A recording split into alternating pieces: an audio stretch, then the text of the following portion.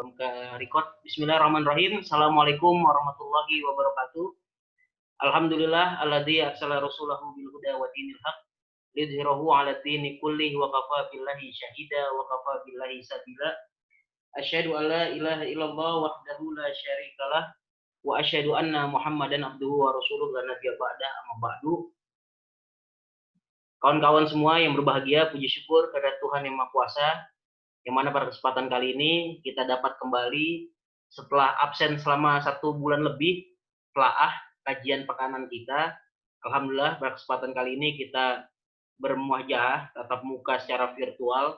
Semoga pada kesempatan kali ini kita sama-sama menambah hazanah keilmuan, yang mana hari ini kita mengangkat sebuah pembahasan tentang bedah puisi dari seorang pujangga, penyair, seorang legenda, yang mana pekan kemarin beliau telah kembali ke pangkuan Tuhannya.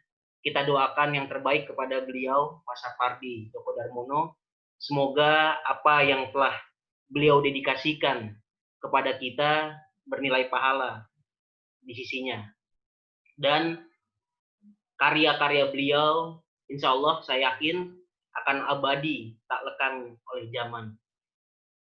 Untuk mukadimah sebagai pendahuluan dari saya, bahwa pembahasan hari ini selain kita mengapresiasi banyak karya dari Pak Sapardi, hari ini kita fokus tentang puisi beliau, yaitu Aku Ingin. Sekedar pengenalan, mungkin ini tidak perlu dikenalkan, karena ini sang maestro, orang-orang sudah pada mengenalnya, ya. SDD nama singkatannya yang sering dia tulis dalam puisi-puisinya. Seorang sastrawan, penyair, pujangga, lahir di Surakarta 20 Maret 1940, wafat di Tangsel 19 Juli 2020 pada usia 80 tahun. Tentu kita mengenalnya dari puisi-puisinya yang sederhana namun penuh dengan makna dalam hidup ini. Ya, karya sastranya banyak, puisinya banyak yang kita kenal, bukunya pun banyak, ya, Hujan Bulan Juni, dan yang terakhir yang kita ya tahun 2019 beliau membuat Sepasang Sepatu Tua. Beliau pun pernah menulis tentang pengarang telah mati. Setelah itu non sastra pun beliau menulisnya, membuatnya, yang mana goresan kata beliau terpatri dan membuat kita ya membayangkan suatu hal yang imajiner, bahwa hidup ini tanpa goresan kata, tanpa goresan makna, tentu tiadalah ada artinya. Oleh karenanya pada kesempatan kali ini kami dari Telaah mengangkat sebuah tema untuk kita diskus bersama, kaji bersama tentang bedah puisi dengan judul Aku Ingin. Ya. Alhamdulillah pematerinya ya narsum lah Kak Amalia Utami double M ya telah hadir di tengah-tengah kita. Mari kita sama-sama simak bagaimana penelaahan beliau tentang karya Pak Sapardi tentang puisi Aku Ingin. Nanti di akhir mari kita sama-sama meninterpretasi, yang mana kita semua punya pandangan dari puisi ini. Nanti kita sama-sama diskus bersama apa pandangan dari teman-teman semua yang ada di sini tentang puisi ya syair yang beliau buat. Untuk lebih sama-sama memahaminya, mari kita dengarkan penjelasan dari kawan kita Kak Amal. Kepada Kak Amal dipersilahkan.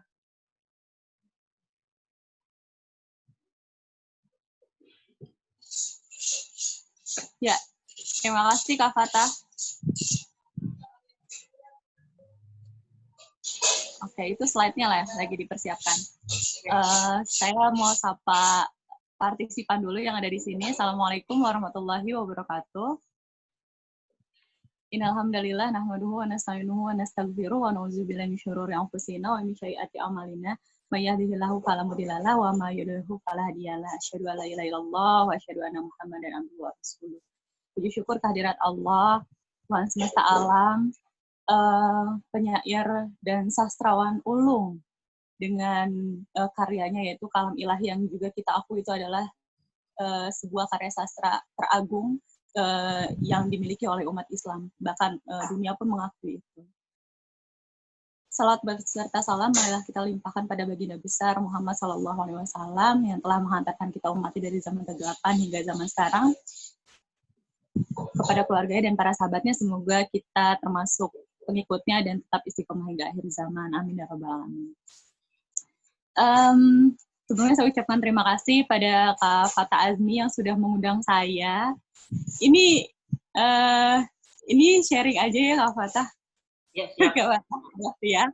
Ini kita akan berdiskusi ya di sini ya, sharing. Yang kebetulan ini saya mau terima waktu tawarannya karena memang saya rindu sekali sama dunia sastra ini. Saya rindu kuliah lagi. Jadi dan kebetulan waktu itu Kak Fata memang bilang kalau kita akan telaah puisinya Sapardi yang aku ingin.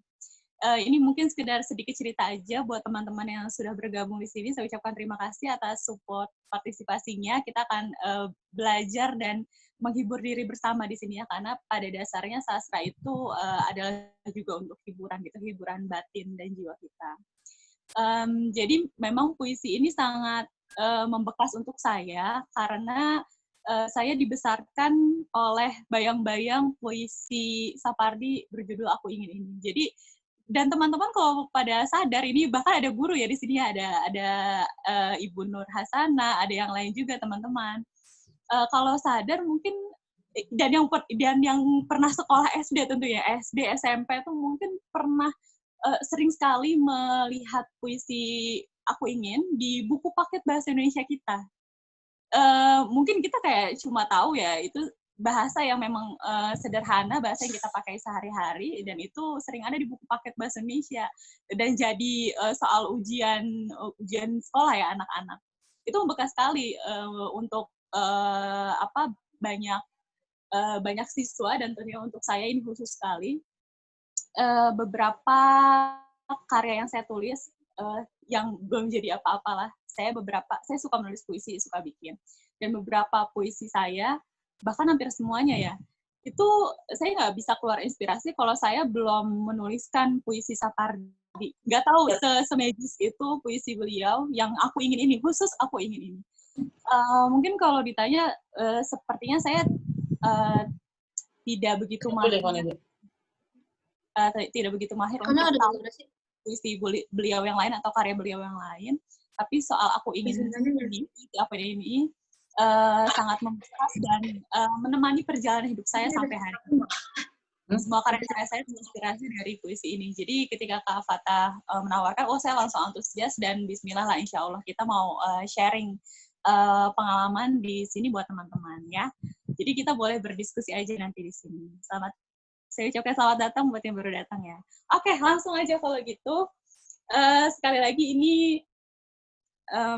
kita sama-sama belajar. Jadi saya pun belajar lagi. Saya buka buku saya zaman kuliah lagi untuk membahas ini. Semoga Allah memberikan kemudahan untuk kita bahas puisi Aku Ingin Sapardi Djoko Damono. Lanjut, Kak.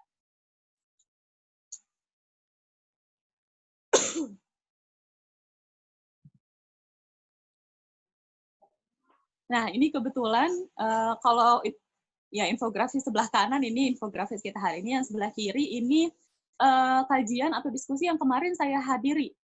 Alhamdulillah ini pas sekali. Jadi ini adalah forum diskusi mahasiswa pasca sarjana tahun 2013, yang mana beliau semua yang hadir di situ sudah jadi profesor, ada doktor, ada magister. Beliau adalah murid-muridnya Pak Sapardi. Jadi orang-orang yang pernah hidup bersama dengan Pak Sapardi, baik di dunia akademis, perkuliahan, ataupun sebagai kolega dalam lingkungan birokrat akademisi ya di UI gitu, di FIB UI. Dan akan saya sampaikan, kita mendiskusikan apa di sana, kita menceritakan apa, nanti akan saya sampaikan di sini untuk teman-teman. Lanjut, Kak. Ini adalah konsep bedah puisi Aku Ingin pada malam hari ini. Sebentar, ini saya kecil. Oke. Ini ada 4 bagian yang akan saya sampaikan. Yang pertama tentang profil pengarang tentunya, itu Sapardi Djoko Damono, atau kita kenal nama populer beliau SDD. Semua tahu itu tentunya. Kita akan lihat siapakah beliau, dalam 3 sudut pandang. Beliau sebagai seorang pribadi, personal, beliau sebagai seorang penyair atau seniman tentunya, dan beliau sebagai seorang birokrat akademisi. Beliau dosen juga, beliau pernah jadi pembantu dekan dan dekan juga, pernah jadi guru besar di FIB UI. Kemudian yang kedua, yang bagian B, kita nanti akan bahas tentang karakter SDD dari segi bahasanya, gaya bahasanya, dan dari segi karyanya seperti apa sih karakter SDD. Selanjutnya sejarah puisi Aku Ingin. Ini sedikit saja, sekilas nanti akan saya sampaikan. Dan yang terakhir, ini kita akan membedah, mengorek-ngorek isi Aku Ingin ini seperti apa. Saya berikan judul di sini kesederhanaan yang gagal, tanda kutip. Lanjut.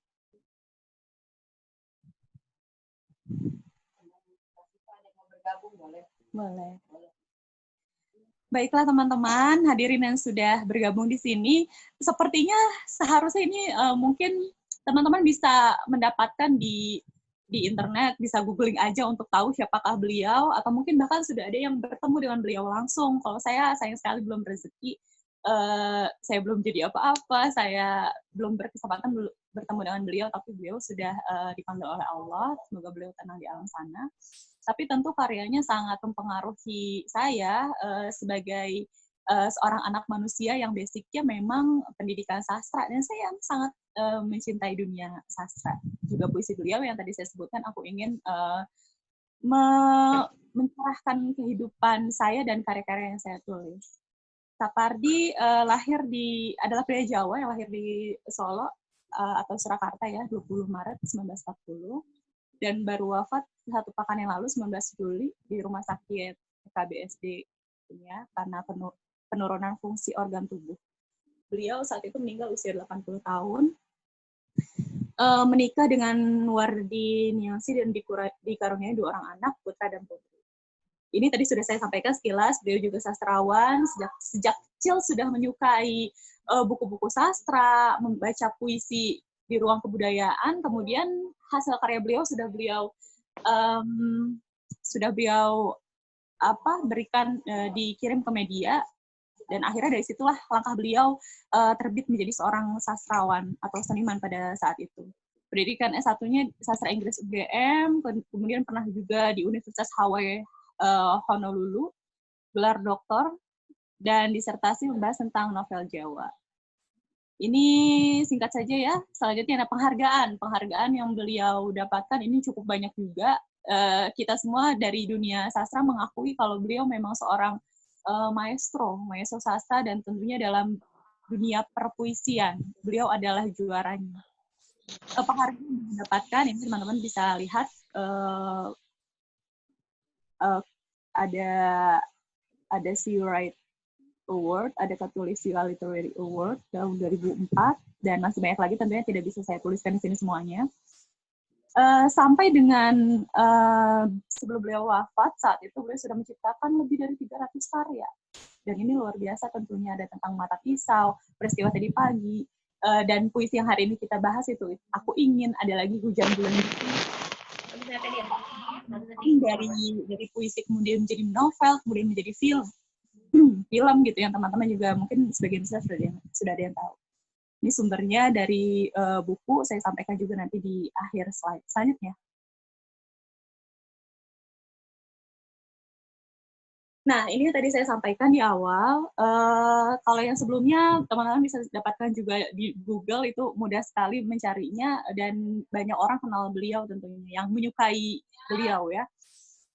Ini SDD sebagai 3 hal ya tadi saya sampaikan. Beliau sebagai pribadi orangnya seperti apa, seniman, dan sebagai birokrat atau pimpinan di universitas di FIB UI. Dan ini informasi ini saya rangkum dari pertemuan kemarin secara virtual di forum yang tadi saya sampaikan. Murid-murid beliau, kolega beliau menyampaikan siapakah kacamata mereka semua tentang Sapardi Djoko Damono. Saya bahas satu persatu ya. Pertama, dari pribadi. Beliau adalah pribadi yang seperti apa? Profesor Riris Toha Sarumpayat, yang kebetulan juga beliau menulis sebagai editor dari buku Membaca Sapardi, yang ini menjadi landasan dari apa yang saya sampaikan di slide ini. Beliau kemarin hadir, dan saya sempat berdiskusi juga dengan beliau, mempertanyakan sesuatu, dan ini adalah pandangan beliau. Ada Muhammad Irfan Hidayatullah, seorang penyair juga. Kemudian ada Pak Junong juga, yang teman-teman mungkin kenal, beliau juga seorang penyair, dan dengan latar belakang pendidikan doktor sastra. Memandang SDD sebagai seorang yang sederhana. Beliau itu sederhana sekali. Kita kenal kalau lihat dari fisiknya, secara physically, dan kalau teman-teman googling foto beliau itu rata-rata semuanya beliau pakai topi, apa tuh saya nggak tahu namanya itu, topi yang dipakai sama Kak Fata barusan. Nah, beliau pakai topi itu terus. Sederhana sekali, mukanya tuh datar katanya. Jadi memang puisinya tuh magis, seperti ada sihir di dalamnya, memiliki makna yang sangat dalam, sangat agung. Tetapi kalau mukanya tuh kata Prof Riris, mukanya tuh sebenarnya datar-datar aja. Jadi kalau beliau mau menghadapi masalah, berhadapan dengan dosen seperti apa, itu lempeng aja tapi masalah selesai. Jadi sesederhana itu beliau, tidak banyak bicara, tidak suka memonopoli, berwibawa dalam ilmu pengetahuan, terus mampu mengumpulkan orang. Beliau banyak disukai orang, jadi kalau kayak tinggal panggil beberapa orang langsung ngumpul dan senang sekali diajak bicara dengan beliau gitu, dan langsung mendengarkan apa yang beliau sampaikan seperti itu. Orangnya mudah mendelegasikan tugas pada orang muda. Mungkin ini bisa jadi sulit dilakukan oleh seseorang yang senior dengan latar belakang pendidikan yang tinggi tentunya, tapi ini dilakukan oleh SDD. Beliau serendah hati itu sampai beliau mempercayakan sebuah tugas yang besar dalam dunia akademis perkuliahan atau apapun itu kepada seorang yang lebih muda, yang lebih junior, apakah itu mahasiswanya, apakah itu kolega yang bahkan orang baru. Jadi beliau mampu memberikan kepercayaan itu pada orang. Pribadi yang merangkul dan mampu menaruh kepercayaan pada tim. Nah, sebagai seorang seniman, ini dikatakan lagi-lagi oleh Profesor Riris,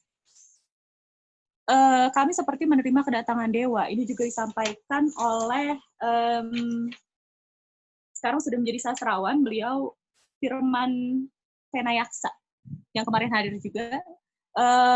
Ketika menjadi mahasiswa SDD di Unpad, gelar doktor sastra,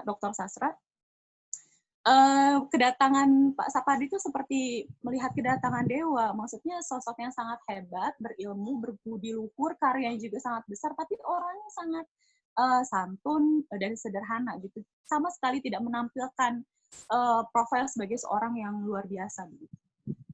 Beliau orang teater, karenanya ia mampu bicara tentang segala aspek kehidupan. Dunia seni adalah laboratorium. Ini luar biasa sekali. Jadi basicnya Pak SDD ini juga sebagai orang teater ternyata. Cara Imajis menilai aspek dan menuliskan puisi. Tak pernah bahas karyanya, sepenuhnya milik semesta. Ini luar biasa yang saya kira tidak semua seniman atau sastrawan bisa bersikap seperti beliau.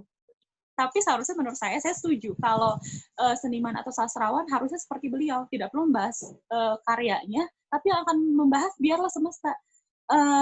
Saya juga setuju dengan sebuah pernyataan yang pernah saya pelajari dulu, teori bahwa ketika karya sastra sudah keluar, itu sudah bukan milik pengarangnya lagi, sudah bukan milik sastrawan lagi, tapi itu sudah milik semesta. Jadi akan menimbulkan interpretasi yang banyak tentunya, polisemi, dan tidak ada benar dan salah dalam pengkajian sastra. Itu diserahkan saja kepada semesta, seperti apa menilai karya sastra tersebut. Gitu. Dan SDD adalah sosok yang seperti itu. Beliau tidak perlu sama sekali membahas karyanya, tidak perlu membesarkan karyanya, tapi beliau besar sendiri dengan karyanya yang orang secara natural mengenal karya beliau. Itu luar biasa sekali. Beliau juga pionir teori al-wahana. Yang tadi saya sebutkan, Hujan Bulan Juni dari puisi menjadi novel, kemudian jadi film. Ini merupakan media atau pendekatan media dan pendekatan yang akan mudah dipahami oleh banyak orang. Jadi kenapa sebetulnya puisi beliau itu bisa diterima oleh banyak kalangan? Karena beliau bisa menjembataninya dengan alih wahana. Ini salah satunya, beliau ada pionir. SDD sebenarnya seniman Ini pandangan beberapa sumber yang saya dapatkan. Kemudian siapakah beliau sebagai birokrat akademisi? Beliau pernah menjadi seorang dosen, pembantu dekan, pernah menjadi dekan juga, dan guru besar FIB UI, jabatan beliau terakhir, pernah di pusat bahasa juga. Beliau adalah ilmu beliau adalah beliau sendiri. Nah, ini apa ini maknanya? Luar biasa kan? Jadi sekaya itu hazanah kesusastraan dan keilmuan beliau. Beliau bisa berbicara tentang apapun, bukan tentang sastra, tapi tentang seni, juga tentang teknologi, tentang saintis, tentang ilmu agama, sufistik. Seluas itu hazanah keilmuan beliau. Ke kelas tidak pernah bawa buku. Ini kata Mas Firman kemarin ya, Firman Venayaksa, itu kalau ke kelas gak pernah bawa buku. Beliau bercerita tentang perasaan beliau, tentang pemikiran beliau, seluar biasa itu ya. Kemudian, ini kata Prof. Veris, seniman tidak cocok jadi birokrat, tapi beliau mampu. Saya kira juga ada banyak yang setuju dengan pernyataan ini. Beliau juga pionir alih wahana dan teori sosiologi sastra, ada juga kritik sastra, karena beliau memang pernah menempuh pendidikan di Barat, di Amerika, dan tentu apa yang beliau dapatkan di sana lebih dulu daripada sastrawan-sastrawan lain pribumi pada saat itu. Soal teori sosiologi itu pun masih termasuk baru masuk ke dalam ke dalam kesastra Indonesia, dan beliau salah satu pionir yang menyampaikan teori itu. Selanjutnya, Kak.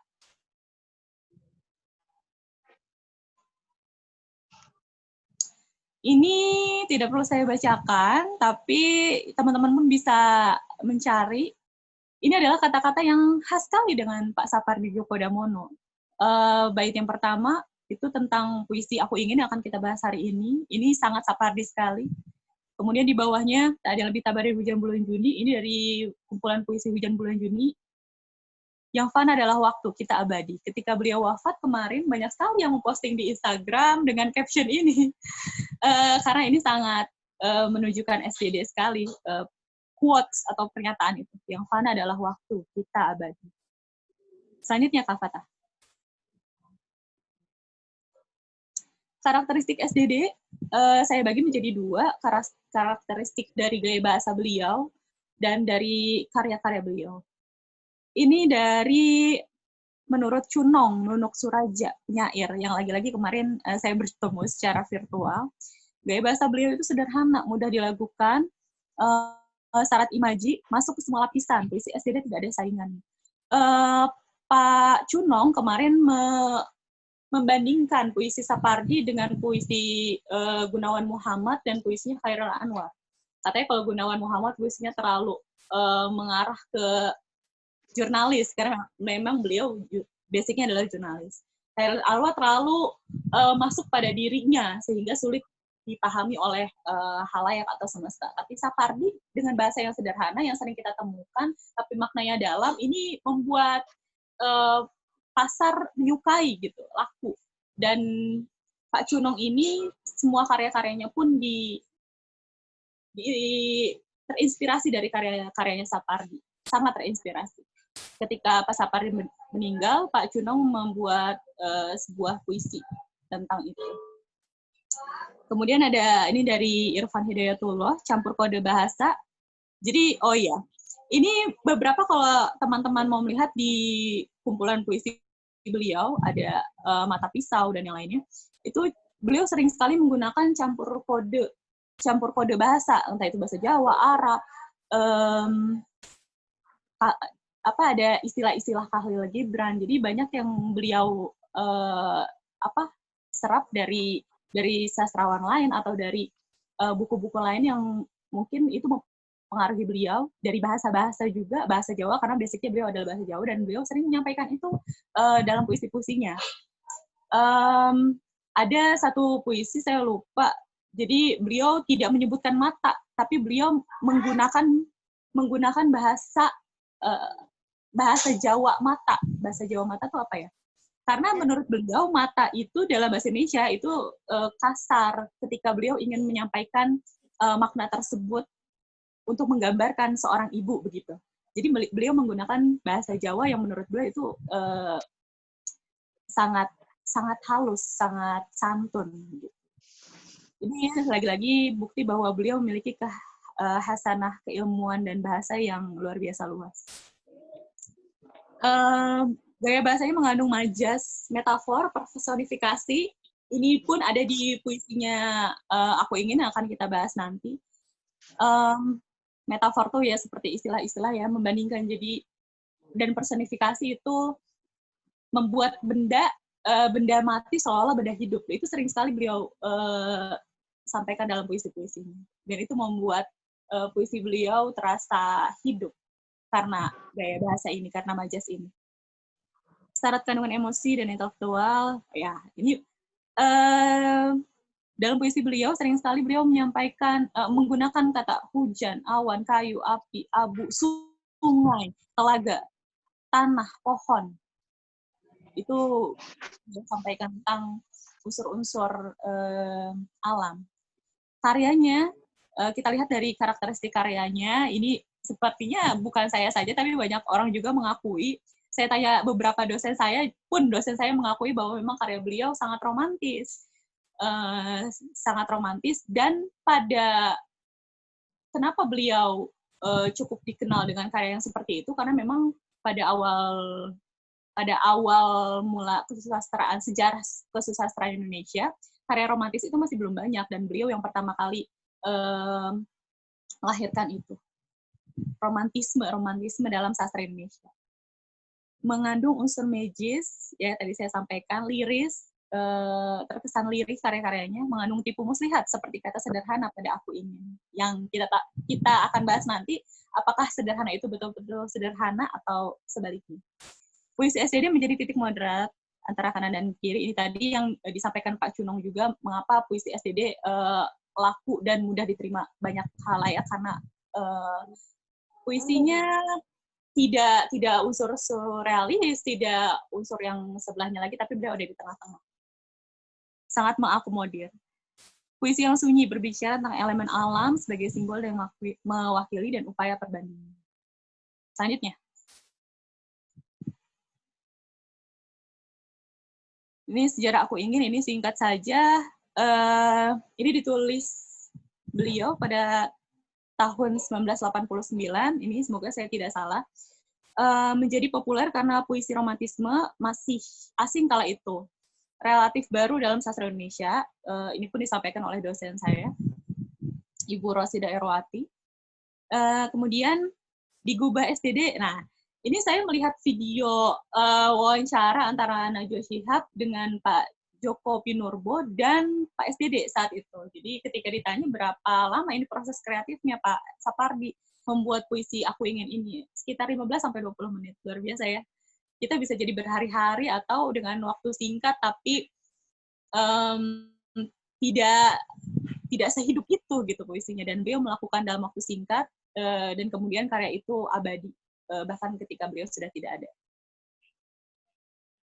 Ini disampaikan oleh Pak Sapardi ketika bertemu Najwa Shihab hari itu, katanya puisinya beliau yang Aku Ingin ini mengandung banyak interpretasi dan sengaja, dan itu tidak masalah, tidak apa-apa, justru harus seperti itu.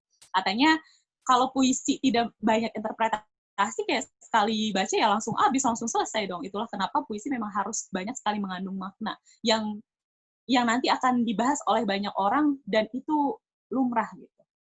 Itulah puisi, itulah karya sastra yang sejatinya mengandung banyak interpretasi. Selanjutnya.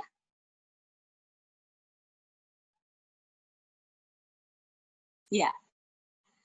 Baiklah teman-teman, kita akan masuk pada sesi bedah karya Aku Ingin. Bersama-sama ya. Ini adalah puisinya yang sering teman-teman lihat. Kalau googling tentang Sapardi, sepertinya ini muncul terus puisinya.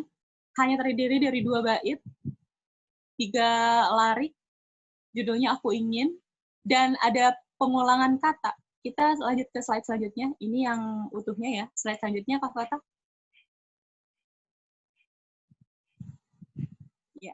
Ini ada beberapa kata yang saya bold, saya tebalkan, dan kata sederhana saya merahkan, menandakan menandakan bahwa ini adalah titik poin kita pada bahasan malam hari ini, yang tadi saya sebutkan, kesederhanaan yang gagal, tanda kutip.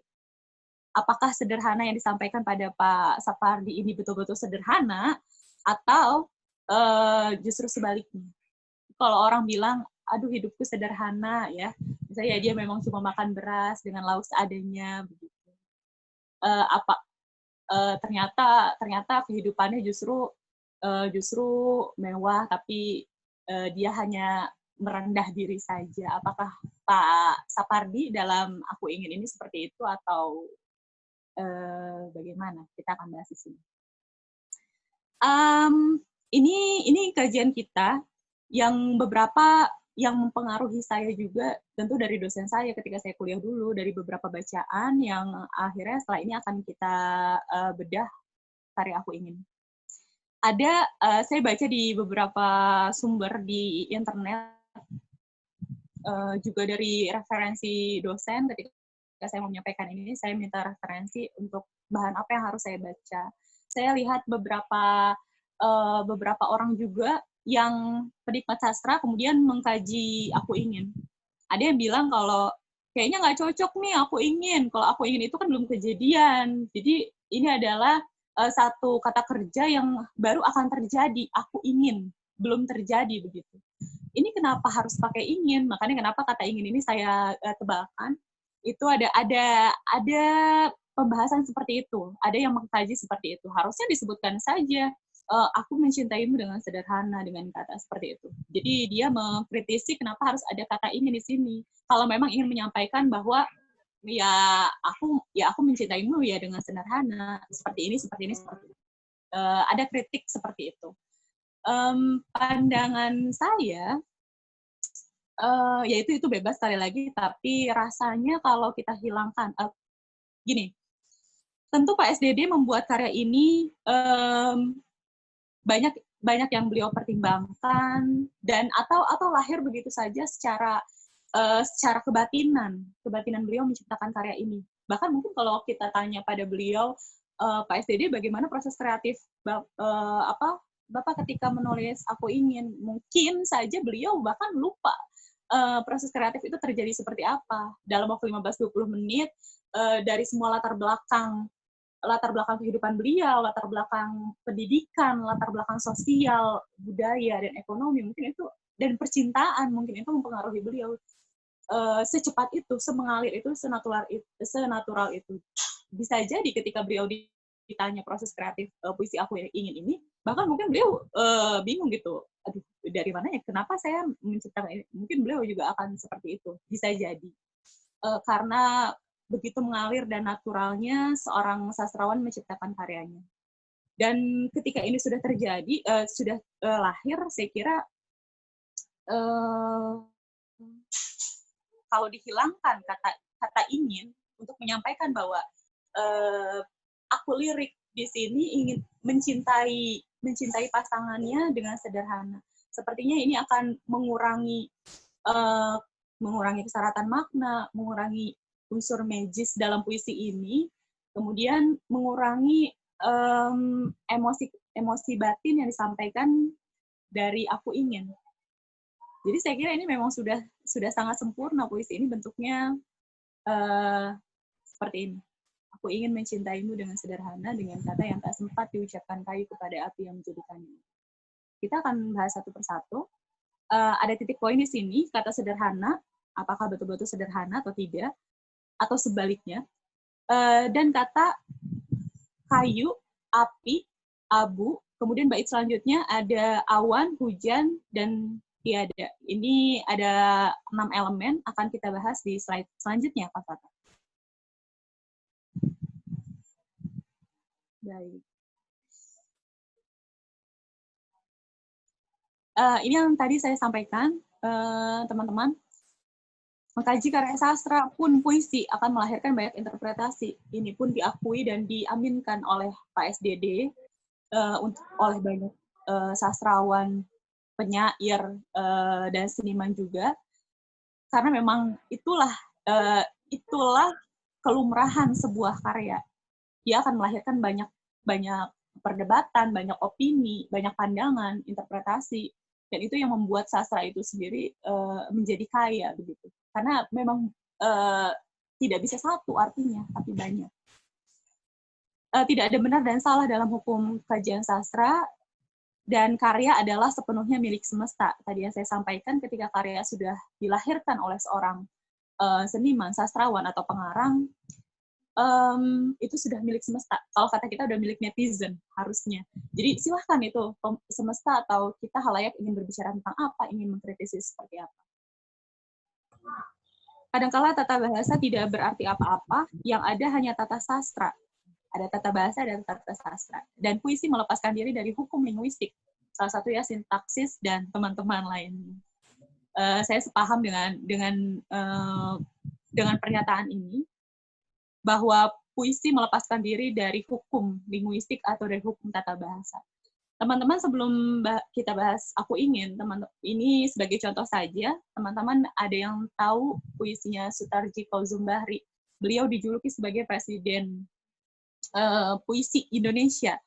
Itu kalau kita lihat puisinya, sering sekali ini menjadi contoh kalau puisi atau karya sastra melepas diri dari hukum tata bahasa atau sintaksis atau linguistik dalam hal ini.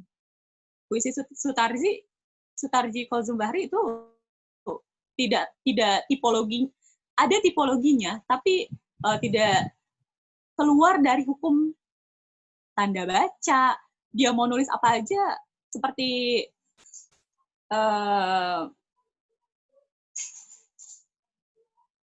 saya lupa puisinya Sutarji, tapi itu memang bentuknya sesuka dia bisa bentuk seperti zigzag, dan itu sah-sah saja dalam dunia puisi.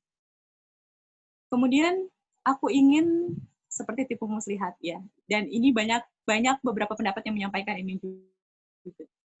Syarat romantisme berbicara tentang sepasang kekasih.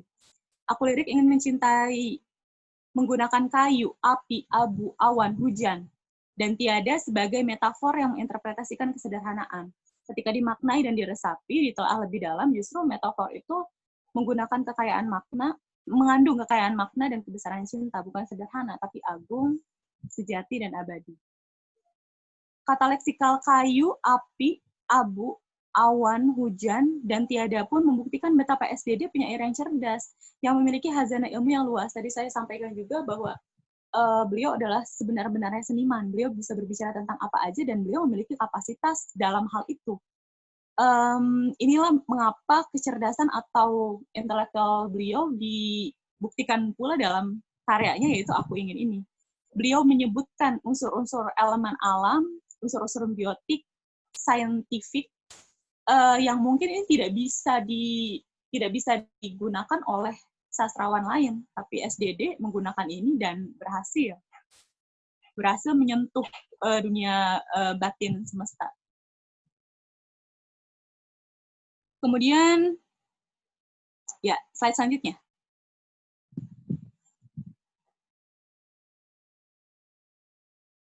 Ini adalah tiga kata, tiga elemen yang secara arti leksikal atau arti dalam kamus, makna denotasinya, kita tahu kayu ya adalah sebuah kata benda, api juga, abu juga, dan ini adalah elemen yang tadi saya sampaikan, elemen alam.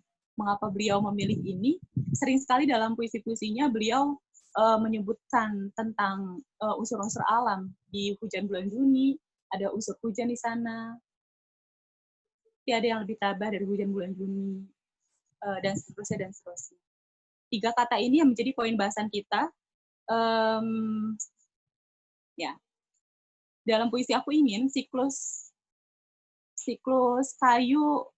Oke, kita akan bahas siklus ini dan prosesnya, teman-teman. Kita tahu tiga unsur ini dan kita sangat mengenal, ini sangat dekat dengan kehidupan kita. Kita tahu apa itu kayu, apa itu api, dan apa itu abu. Yang disampaikan dalam puisi Aku Ingin, karya SDD ini, aku yang mencintaimu dengan sederhana, dengan kata yang tak sempat diucapkan kayu kepada api yang menjadikannya abu. Kita tahu ketika kayu dibakar oleh api dan menjadi abu, ini siklus yang akan terus berulang. Abu kemudian akan jatuh ke tanah, kemudian tanah menyuburkan sebuah pohon yang kita tahu pohon adalah sumber utama dari kayu itu tadi. Dan itu terjadi begitu saja. Itu terjadi dalam siklus yang terus-menerus berulang. Ketika menjadi abu, menyatu bersama tanah, maka abu tadi mendukung pertumbuhan pohon yang kemudian menghasilkan kayu. Apa yang terjadi justru bukan bentuk interpretasi kesederhanaan, walaupun kata-kata ini adalah kata leksikal yang mudah, yang sederhana, yang ringan sekali kita temui sehari-hari, tapi dari tiga kata yang dirangkaikan beliau dalam sebuah sajak puisi ini jadi mengandung makna yang luar biasa kalau kita menggunakan interpretasi seperti ini. Ketika kayu dibakar menjadi api, kemudian abu menumbuhkan abu kemudian berada di tanah, dia menyatu bersama tanah, kemudian menumbuhkan pohon yang itu adalah bahan baku dari kayu, begitu seterusnya. Kayu dibakar api menjadi abu lagi. Ini bukan sebuah bentuk kesederhanaan, melainkan tiga elemen yang saling mengisi satu sama lain, mengulangi siklus, tidak pernah berhenti, dan abadi. Ini pun terjadi lagi pada bait yang selanjutnya. Ada 3 unsur yang digunakan SDD dalam bait yang selanjutnya, yang sebetulnya sama siklusnya seperti ini. Kita lihat slide selanjutnya, Pak. Kita mulai dari awan. Awan, hujan, tiada. Awan, hujan, tiada. Ada yang menyebutkan Pak Sapardi ketika ditanya Najwa Shihab dalam wawancaranya, apa maksud dari awan, hujan, tiada? Bapak bilang bahwa katanya ya ini melambangkan sebuah kisah percintaan.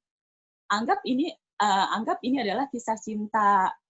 Menurut saya itu disampaikan oleh Pak Sapardi. Menurut saya ini kisah cinta dalam pandangan saya. Awan kepada hujan, belum sempat menyatakan perasaannya, kemudian sudah menjadi tiada, akhirnya tidak sampai. Kemudian ditanggapilah oleh Najwa Shihab, oh berarti ini menceritakan tentang kasih tidak sampai, tapi justru SDD menjawab justru sebaliknya, ini bukan tentang kasih tidak sampai, tapi justru bentuk cinta yang sesungguhnya, bentuk cinta yang sebetul-betulnya. Begitu. Itu dari pembicaraan SDD ketika menjadi pembicara dengan Joko Pinurbo bersama Najwa Shihab saat itu. Lagi-lagi interpretasi menceritakan banyak hal dan banyak makna, dan ini adalah makna menurut saya beserta hal yang membantu saya untuk menafsirkan 3 kata Sapardi dalam Aku Ingin ini. Ini sama seperti siklus kayu, api, dan abu. Lagi-lagi ini adalah elemen yang sejenis, unsur alamiah hidup, unsur biotik, unsur kehidupan, unsur alam. Awan, hujan, tiada. Kita tahu tiada adalah sebuah keterangan, jenis kata adverba. Ini kata keterangan. Kita ingat pelajaran terbentuknya hujan di sekolah tingkat SD dan SMP. Awan berkondensasi kemudian menghasilkan zat air. Kemudian terjadilah rintik-rintik hujan. Hujan turun, menyatu bersama air laut, kemudian air laut menguap. Kembali lagi air laut menguap, naik ke atas awan, awan berkondensasi kembali, begitu seterusnya. Dan ini yang terjadi lagi pada siklus kayu, api, dan abu tadi. Awan, aku ingin mencintaimu dengan sederhana, dengan kata yang tak sempat disampaikan. Aku ingin mencintaimu dengan sederhana dengan isyarat yang tak sempat disampaikan awan kepada hujan yang menjadikannya tiada.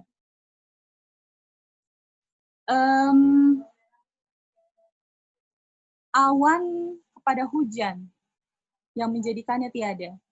Awan berkondensasi kemudian menjadi titik-titik air hujan.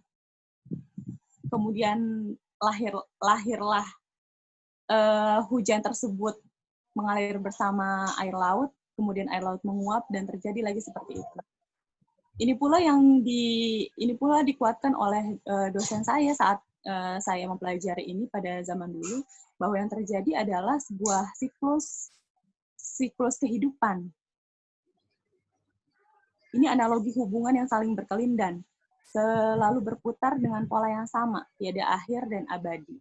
Jadi kesederhanaan tadi, yang saya katakan gagal tadi, kesederhanaan yang gagal, ya memang sesungguhnya karya ini bukan karya yang sederhana, tapi justru karya yang sebaliknya. Karya yang mengandung makna yang luar biasa, agung, yang luas, yang tinggi, yang dalam, dengan bahasa sehari-hari, bahasa yang dapat kita temukan dalam kamus, bahasa yang ringan, bisa memberikan makna yang luar biasa. Ini menunjukkan sebuah analogi cinta yang agung, cinta yang besar, cinta yang tulus, cinta yang saling mengisi satu sama lain, terus berputar dan tidak pernah berhenti, dan abadi tentunya. Kemudian slide selanjutnya. Ya, ini adalah akhir dari kajian Aku Ingin kita pada malam hari ini. Saya sampaikan bahwa puisi Aku Ingin SDD melahirkan banyak interpretasi yang membuka cakrawala kritis dan berpikir kita sebagai semesta, entah dalam ekspresi emosional dan intelektual kebatinan. Kadangkala sesuatu yang diklaim sederhana justru adalah sesuatu yang agung, besar, tulus, sejati, dan abadi. Dari Aku Ingin, ada satu kalimat yang diulang oleh SDD, yaitu aku ingin mencintaimu dengan sederhana. Aku ingin mencintaimu dengan sederhana. Dari puisi yang hanya terdiri dari 2 bait, di keduanya beliau mengulang satu kalimat yang sama persis, aku ingin mencintaimu dengan sederhana, dan ini tidak ada perbedaannya. Pengulangan dalam sebuah puisi atau dalam sebuah karya apapun, ini menunjukkan kekuatan, ini adalah repetisi ya, menunjukkan kekuatan, menunjukkan ada sesuatu penting yang memang harus disampaikan oleh pengarang atau aku lirik pada semesta tentang karyanya, tentang sejak itu. Jadi ketika SDD mengatakan bahwa aku ingin mencintaimu dengan sederhana, ini sesungguhnya dan dibuktikan dengan 6 elemen tadi, 3 di bait pertama dan 3 di bait selanjutnya. Ini betapa beliau menunjukkan, beliau ingin menyampaikan pada kita, pada semesta, bahwa apakah aku ingin ini adalah sebuah wujud cinta yang sederhana, seperti itu. Aku ingin mencintaimu dengan sederhana. Beliau sampaikan 2 kali, beliau ulang tanpa ada perubahan kata apapun. Beliau ingin menunjukkan bahwa seutuhnya puisi ini mengandung makna yang luas dan dalam. Yang saya sebutkan tadi, saya memberikan judul pada kajian kita bahwa kesederhanaan aku ingin adalah kesederhanaan yang gagal.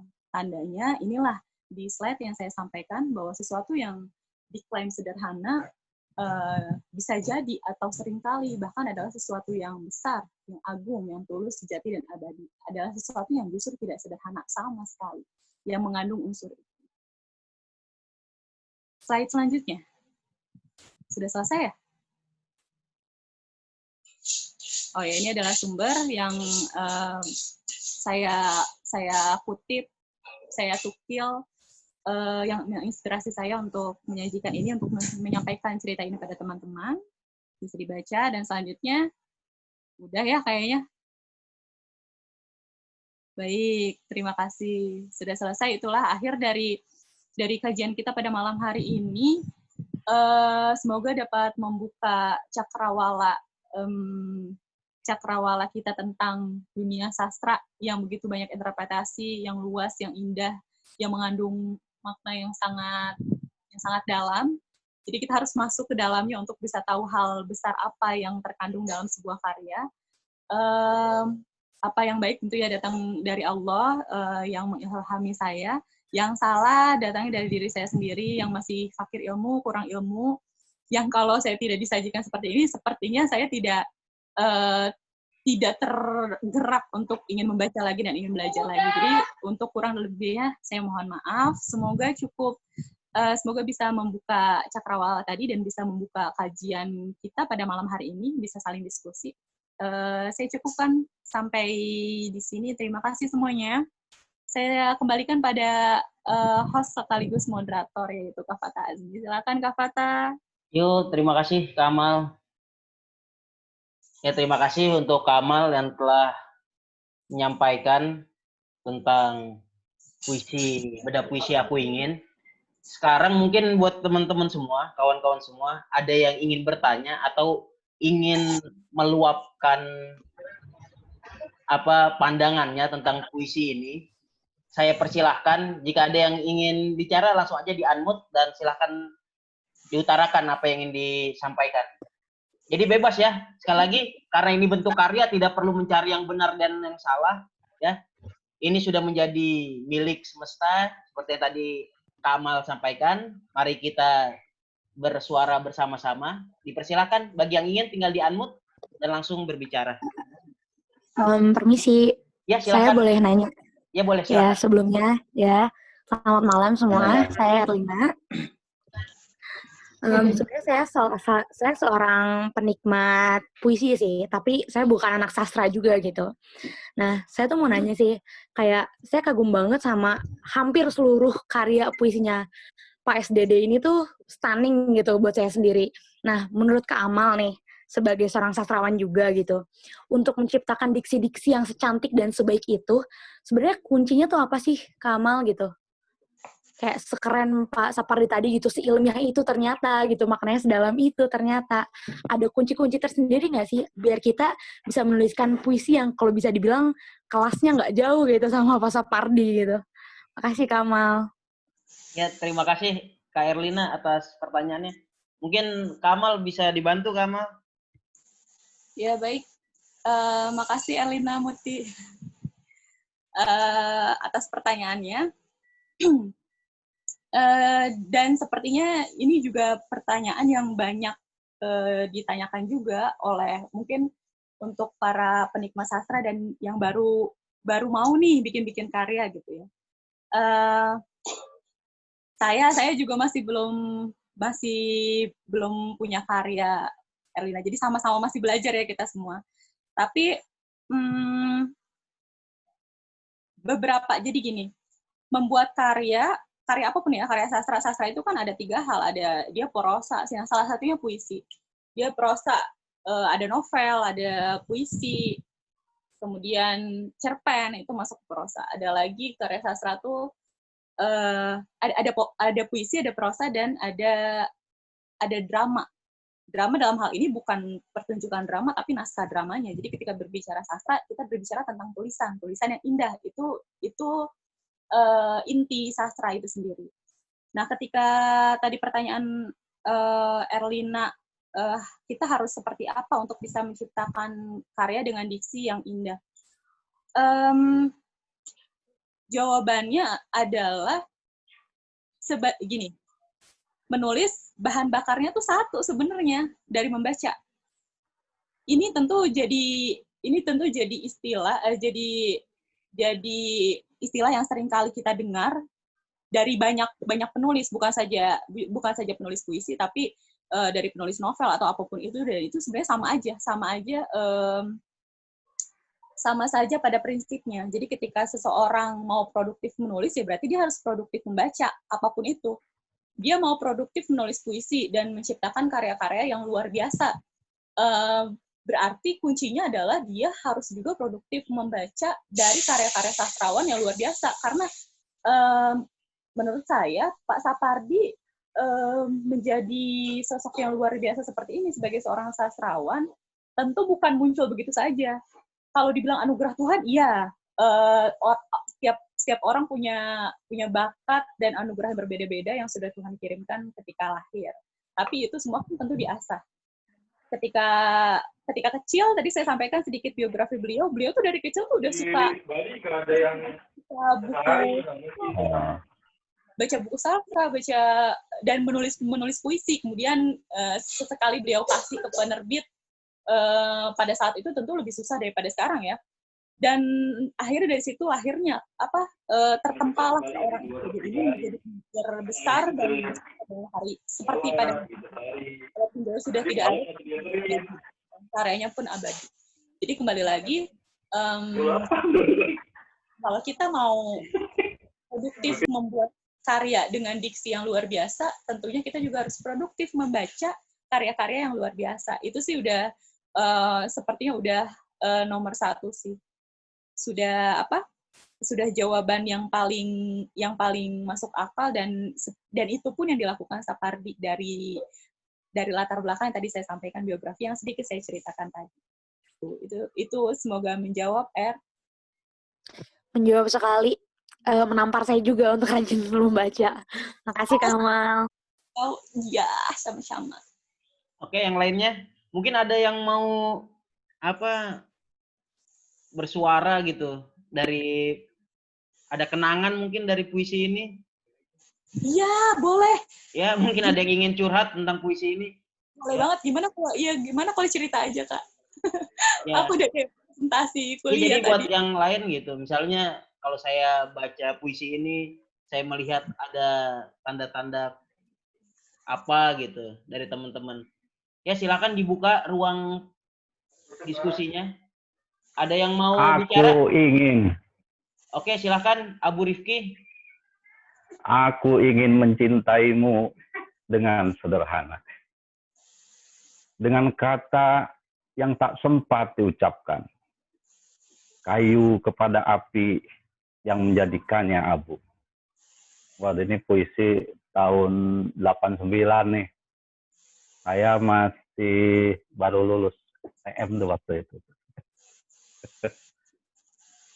Ini kalau lihat puisinya ya udah cukup luar biasa ya. Jadi makna dari puisi ini kalau saya ambil lebih dalam adalah bahwa kita di dalam mencintai itu harus senantiasa karena Allah. Kenapa? Karena boleh jadi apa yang kita cinta, apa yang kita ingin miliki ternyata malah terlepas jadi milik orang.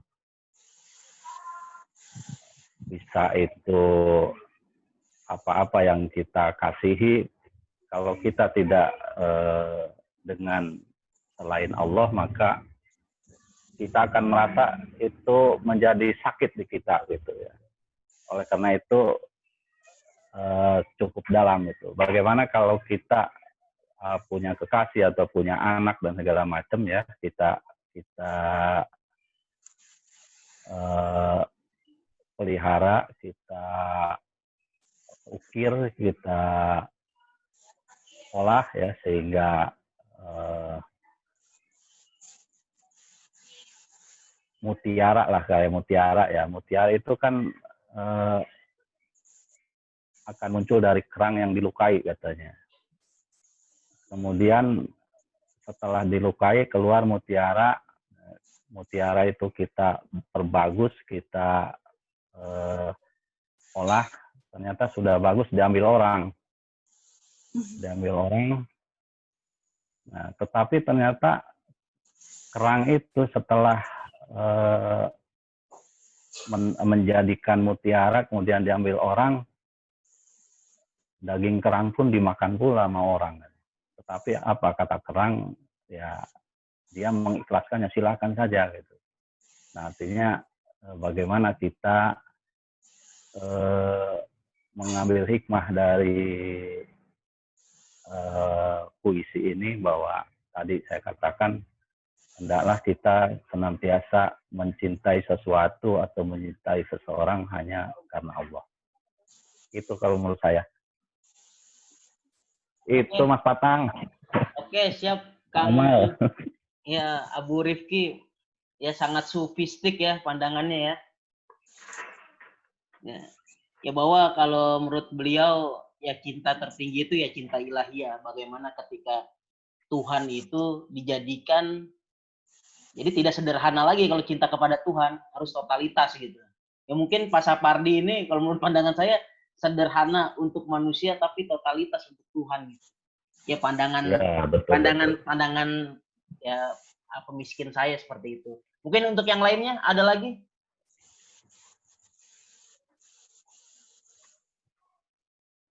Ya? Ada kenangan mungkin? Ini ada Bu Ria Mustafa, ada Bu Nur Hasanah. Ada yang ingin membuka pintu diskusi atau perlu Kamal ada sejarah sendiri nggak tentang puisi ini bagi Kamal sendiri? Ya itu tadi, Kak Fata dulu dong. Kak, kalau aku tuh tahu dari SD. Kak Fata juga nggak sih di buku Bahasa Indonesia, ya nggak sih? Sadar nggak ada puisi ini? Ya nggak? Iya, saya udah lebih terlambat berarti. Saya SMP saya tahu. Oh iya. Tapi saya tahunya bukan dari buku. Dari? Ya, waktu itu pernah ikut ada forum diskusi gitu. Dulu ada namanya Pordis. Saya dengar ada baca puisi aku ingin. Kata saya ini simple banget gitu. Sederhana tapi ngena. Karena waktu itu kan masih kecil kan ya. Umur-umur sekitar berapa? 14, 15 SMP. Ngelihat kata-kata seperti ini seolah, wih, gue banget nih kayaknya. Seperti itu. Tapi setelah beranjak kita baca kembali, ya mungkin kalau kita lihat ya, ini kenapa awan dan hujan gak ditaruh di pertama ya Kamal ya, tapi kayu dan api dulu ya. Ya kalau menurut, mungkin yang lain juga boleh ini mungkin ya kan, kalau ini kita diskusi, kita kajian bersama. Kalau pernah nonton itu film apa tuh, Cinta dalam Sepotong Roti, ya. Nah itu gubahan dari puisi ini kalau nggak salah tuh, digubah oleh siapa, Dwiki Darmawan ya. Cinta Sepotong Roti. Ya kalau nggak salah itu. Pak Abu Rifki. Jadi terinspirasi dari Aku Ingin, terus dia bikin film. Ya, kalau nggak salah itu ya. Terima kasih Pak Abu Rifki yang atas ininya, informasinya, informatif. Mungkin yang lainnya, kalau saya seperti itu Kamal, sampai akhirnya saya sering ngebawa ini, bahkan di murid saya juga saya kenalkan nih puisi Aku Ingin. Seperti itu. Kalau untuk Kamal sendiri bagaimana? Ya itu tadi yang yang aku sampaikan. Jadi ini beneran. Jadi SD sempat lihat tapi nggak notice puisi itu gitu, kayak oh ya udah. Terus udah gede lah, SMP ya berarti kan, dulu waktu di pondok tuh. Itu nggak tahu kenapa tuh puisi jadi apa ya punya kekuatan lah, punya kekuatan tersendiri. Saya senang gitu bacanya, kok itu tadi, kok kayaknya aduh, ini romantis sekali, bahasanya sederhana tapi dalam gitu. Dan nggak tahu kenapa, saya senang dia bawa unsur alam, metafor tadi, membandingkan perasaan dengan unsur alam. Itu luar biasa aja sih buat aku tuh.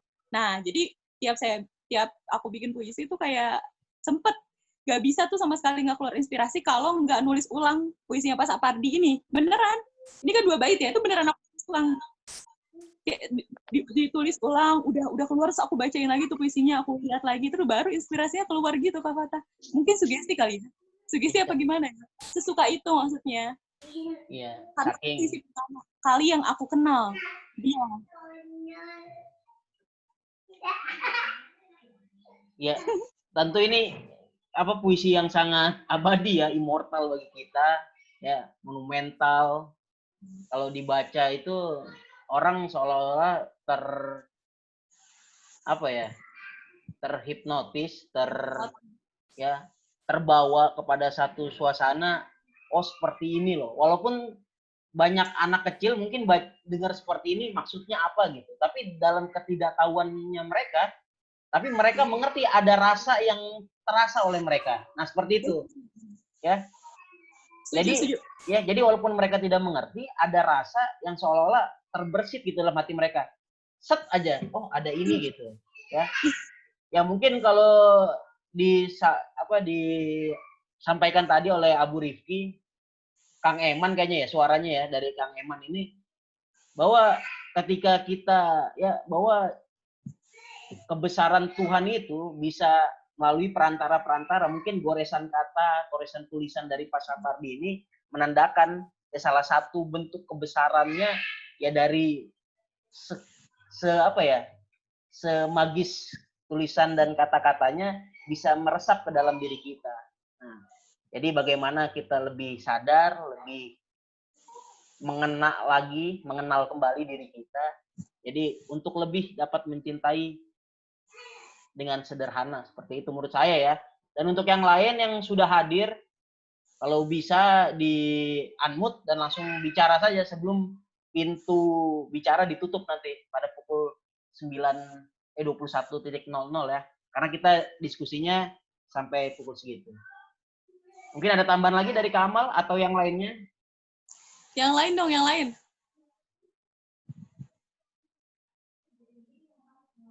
Mungkin saking takjubnya ini Kamal sama puisinya jadinya, wah.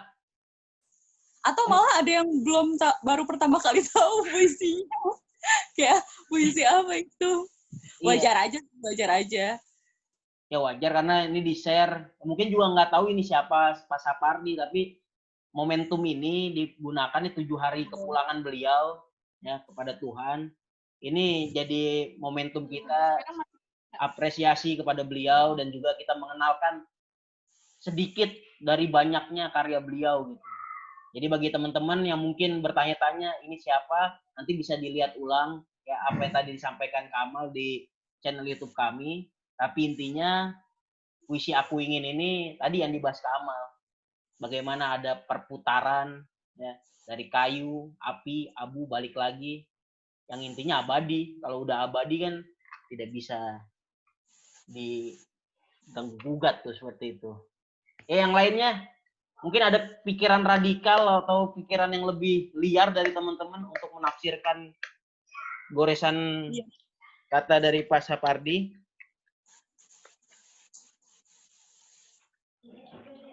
Ya jika tidak ada Kamal, mungkin Kamal boleh bacain nggak puisinya seperti apa nih?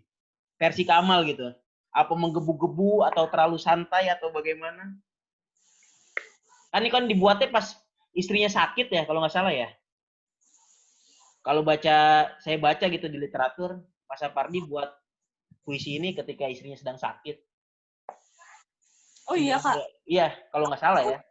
Aku nyari-nyari latar belakangnya kayak asbabul nuzulnya tuh kok nggak ketemu ya? Oh, ya, kata dapat. Ya kalau di literatur yang saya baca katanya ini lagi sedang sakit istrinya, jadinya.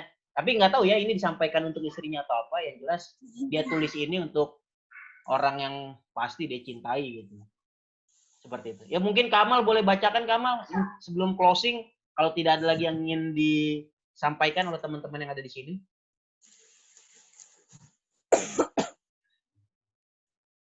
Boleh. Ini nggak ada yang mau diskusi lagi di sini. Udah dibaca aja dulu. Nanti mungkin setelah denger jadi terkesima gitu. Kita baca ya.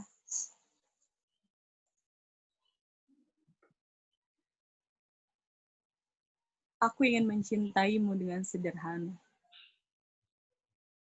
Dengan kata yang tak sempat diucapkan kayu kepada api, yang menjadikannya abu. Aku ingin mencintaimu dengan sederhana. Dengan isyarat yang tak sempat disampaikan awan kepada hujan, yang menjadikannya tiada.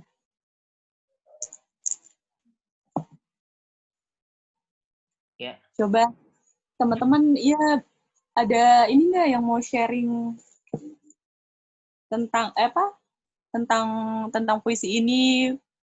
Teman-teman punya pengalaman apa gitu kan ya Kak? Ya mungkin Bu Nur Hasanah, ini Tono Ade, ada Pak Ali Rosidi, ada yang lainnya. Ketika melihat, ya siapa? Silakan, dipersilakan.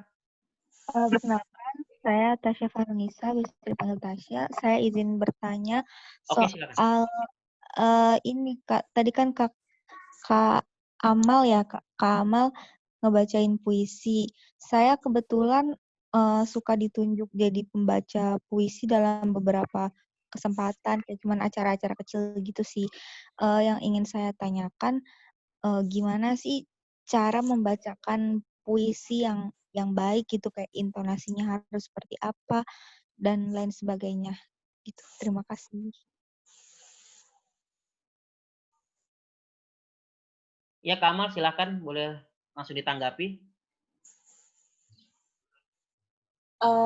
Ya, terima kasih Tasya ya tadi.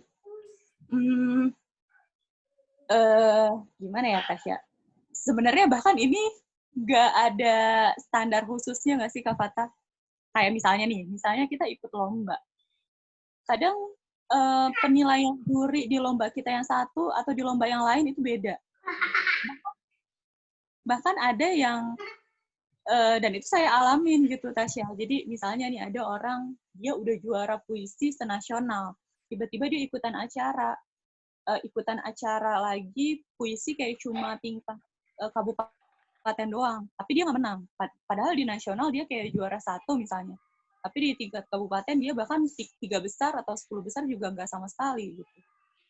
Atau malah ada dia, tapi dia jago baca puisi di lingkungan pertemanan misalnya, atau lingkungan sekolahnya, kayak gitu.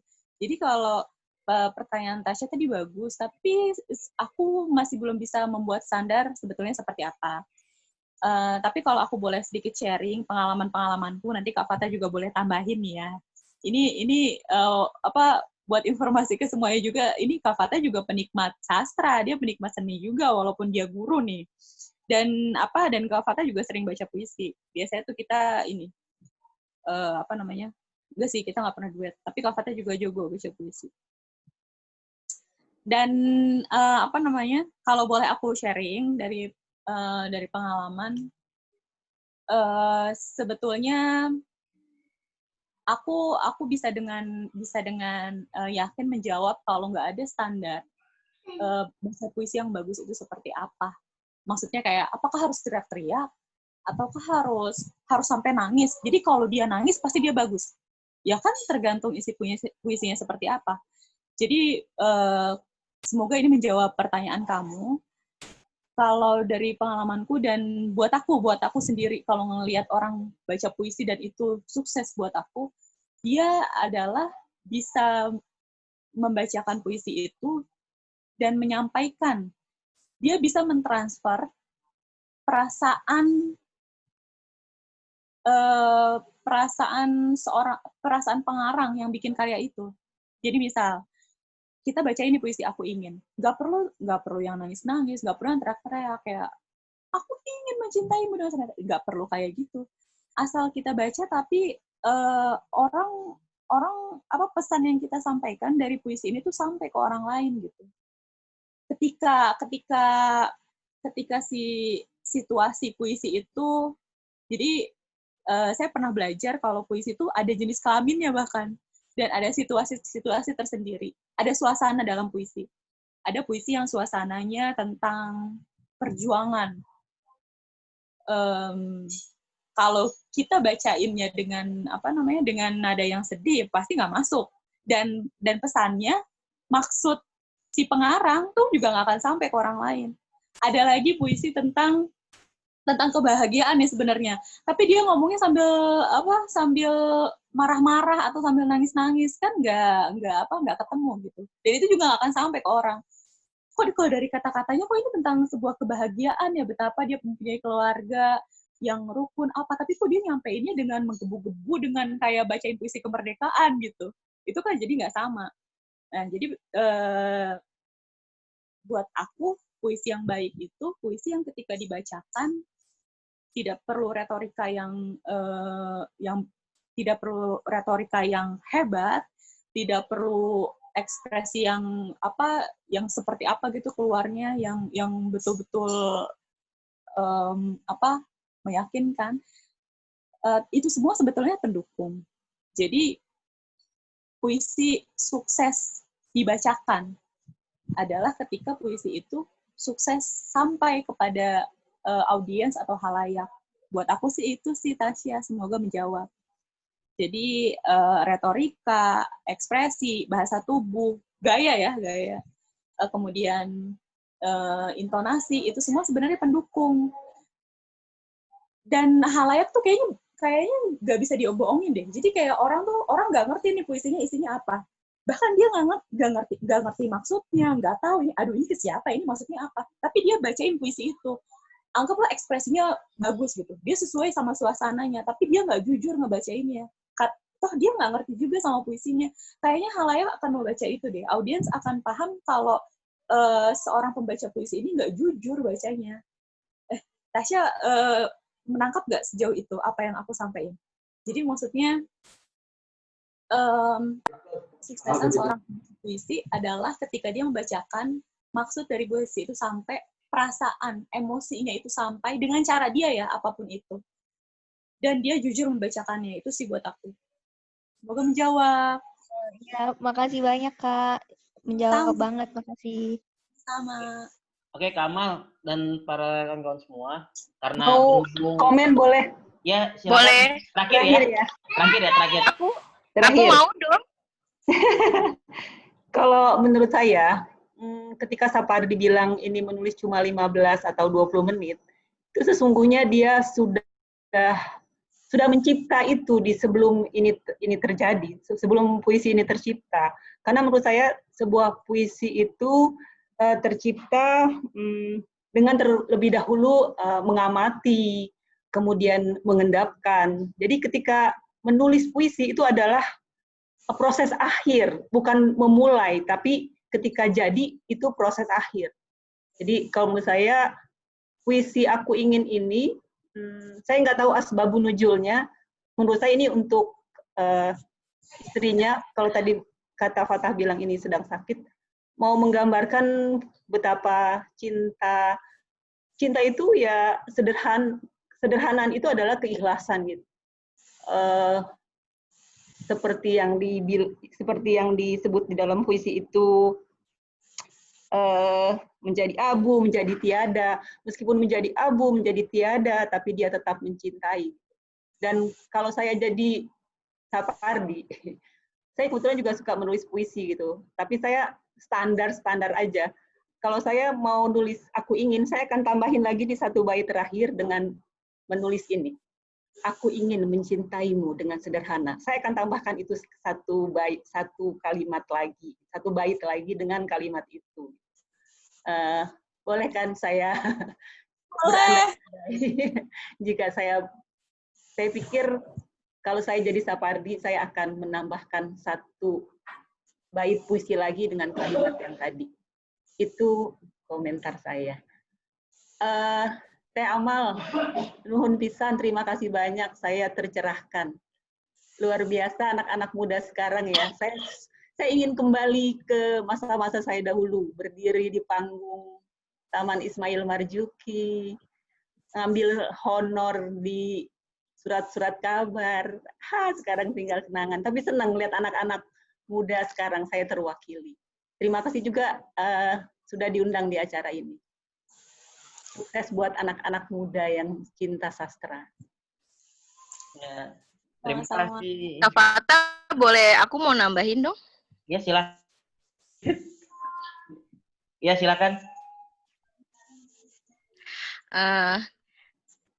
Pandangan aku sih tentang puisi ini adalah mungkin kalau untuk setiap penikmat puisi kita bisa menerjemahkan gitu ya karya-karya sastra, puisi-puisi tergantung apa yang sedang kita rasakan gitu ya pada saat itu gitu. Nah kalau aku sih ngelihatnya gitu dari puisi ini adalah mungkin seperti itu pada saat itu gitu ya, pada saat aku masih muda dulu gitu kan. Itu tuh seperti mengungkapkan mencintai seorang tuh dalam diam gitu loh, dalam diam gitu. Jadi tidak bisa keluar gitu. Jadi diungkapkannya lewat puisi ini. Itu sih menurut aku ya. Gitu aja sih Kak Fata, Kamal dan semua Bu Yoyo. Makasih. Oke, terima kasih untuk semuanya. Mungkin untuk yang terakhir, Kamal closing statement. Baik. Sekali lagi saya ucapkan terima kasih pada Kak Fata dan Telaah Media ya, Telaah Institut yang sudah mengundang saya ini pada malam hari ini. Tentu ini kesempatan yang luar biasa untuk saya. Tadi yang saya sampaikan, saya rindu kuliah, saya rindu terjun lagi dalam dunia sastra yang itu tidak saya dapatkan. Tapi saya diberikan kesempatan untuk ini. Jadi itu mengobati perasaan saya. Sekali lagi saya ucapkan terima kasih untuk semua teman-teman partisipan yang sudah hadir pada malam hari ini yang menyampaikan pandangannya, Tante Yoyo, Tante Nur, teman-teman tadi, Tasya, Erlina, dan semua yang lain yang tidak bisa saya sebutkan, yang sudah menyupport kita untuk membahas Sapardi dan sastra pada malam ini. Terima kasih. Saya mau bilang kalau apa ya, tadi saya sudah sampaikan bahwa sastra adalah sebuah tulisan yang indah. Semoga apa yang sudah kita lakukan pada malam hari ini sedikit mencerahkan, membuka kesempatan dan inspirasi teman-teman untuk menyukai keindahan dalam bentuk apapun. Kalau kita tahu ya, ada sebuah pepatah bilang bahwa Allah adalah indah dan Allah mencintai keindahan. Yang sastra adalah salah satunya.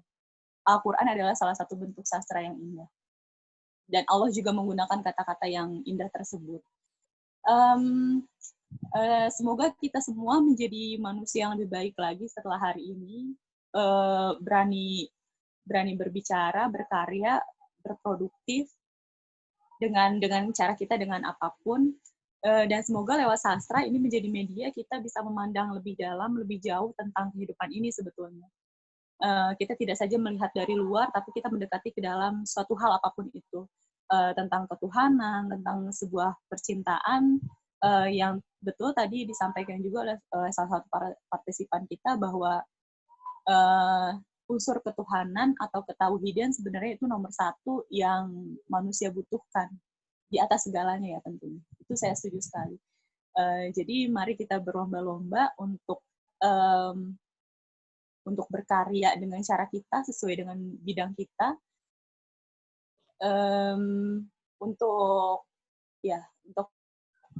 untuk menjadi generasi yang melanjutkan para pendahulu kita yang sudah tiada gitu. Jadi semoga kita bisa dikenang dengan nama yang baik dan karya tentunya. Itu sih buat semuanya. Terima kasih sekali lagi Kak Fata. Ya sama-sama. Ya untuk kawan-kawan semua yang telah bergabung, saya ucapkan sekali lagi terima kasih. Wabil khusus kepada Kak Amal yang telah menyampaikan materi yang sangat mencerahkan. Ya, semoga apa yang disampaikan ya bermanfaat khususnya untuk saya dan umumnya untuk teman-teman semua. Di akhir, mari sama-sama kita meninggalkan bekas bahwa kita pernah hidup di bumi ini. Jangan sampai kita pergi tanpa ada sedikit pun bekas kita pernah tinggalkan. Dan jangan kita berhenti di aku ingin saja. Aku ingin. Oke, sekarang kita buktikan dengan segala potensi yang diberikan Tuhan kepada kita, segala anugerah yang kita diberikan Tuhan kepada kita, mari kita sama-sama optimalisasikan itu dalam bentuk kerja nyata, bukti nyata bahwa apa yang kita lakukan di bumi ini semata-mata adalah untuk kita siap ketika kita dipanggil kepadanya. Ya, dari saya sekian, kurang lebihnya saya selaku moderator mohon maaf. Sekali lagi terima kasih untuk Amal dan seluruh partisipan pada kesempatan kali ini. Billahi fisabilil haq. Sampai ketemu lagi. Wassalamualaikum warahmatullahi wabarakatuh. Waalaikumsalam warahmatullahi wabarakatuh.